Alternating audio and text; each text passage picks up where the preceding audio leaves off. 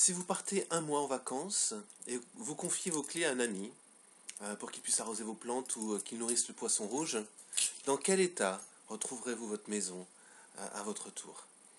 L'été dernier, les personnes qui gardaient ma maison ont laissé la porte de la cage du hamster ouverte et il s'est retrouvé perdu dans la maison. L'été d'avant, la personne qui gardait mon appartement a fait une mauvaise blague sur l'ordinateur. Donc c'est sûr, lorsqu'on prête notre maison à quelqu'un, lorsqu'on leur confie les clés, on prend certains risques, en général très mesurés. Mais en fait, Dieu, par amour pour nous, prend ce risque, il nous invite chez lui. C'est ce qu'on voit dans le psaume 5 au verset 8, où David parle et il dit « Mais moi, par ta grande bienveillance, je vais à ta maison. Dans la crainte qui t'est due, je me prosterne devant ton saint temple. » Alors, comment David entre dans la maison de Dieu? Par quelle clé entre-t-il? L'une des clés, il semble dire, c'est la bienveillance de Dieu. Donc, la question qu'on doit se poser, c'est connaissons-nous la bienveillance de Dieu? Méditons-nous sur la bonté de Dieu? Alors Jésus, lui, le faisait, puisqu'il appelait Dieu son Père, et il disait qu'il ne faisait que ce que le Père lui montrait. C'était dans une relation dynamique. Il regardait Dieu, Dieu lui montrait, et il faisait. Dans l'évangile de Jean, Dieu est présenté comme étant amour. Et sans approfondir cette relation, cette compréhension de l'amour de Dieu, sans que cette relation avec Dieu soit une relation dynamique, eh bien, nous ne pourrons pas comprendre profondément ce que c'est la bienveillance envers notre prochain. Nous ne pourrons pas comprendre intimement la spiritualité qu'il y a derrière la compassion ou le pardon. Et puis, symétriquement, si on se coupe de la bienveillance de Dieu, eh bien, on se coupe de la véritable source d'amour.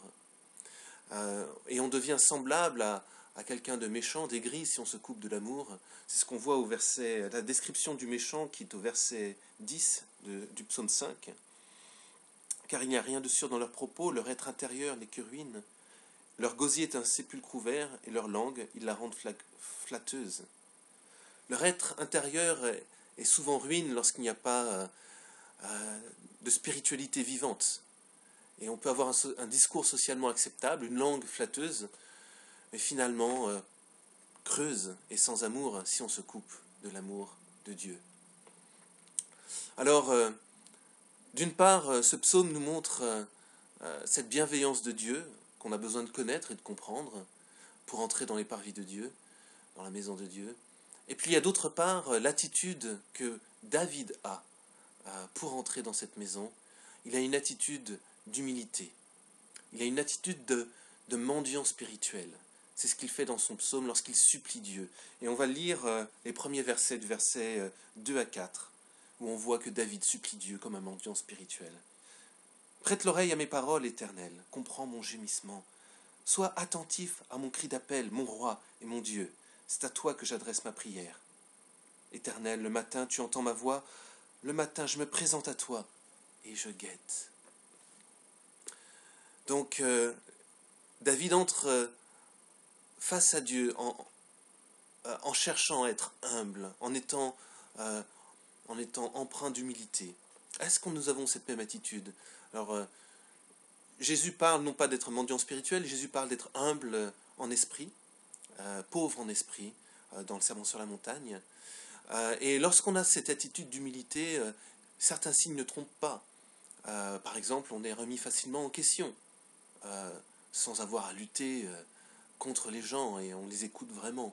On s'appuie sur Dieu avant d'entreprendre quelque chose. Par rapport à cela, je vous propose une anecdote. Récemment, j'ai rencontré un pasteur qui m'a demandé de prier sur un sujet pour lequel j'avais une décision à prendre. En fait, j'avais déjà pris une décision, mais sans forcément beaucoup prier.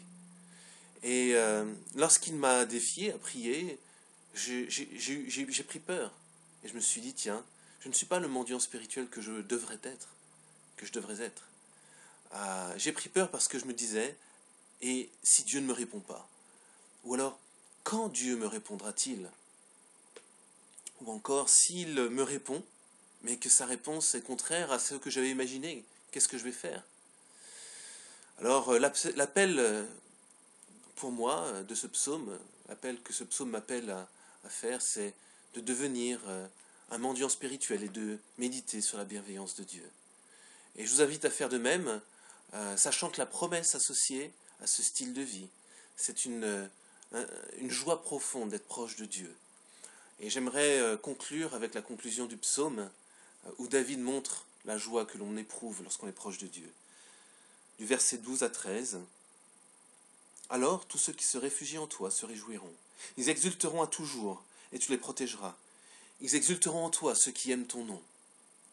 Car toi, Éternel, tu bénis le juste, comme un bouclier, tu l'environnes de ta faveur. »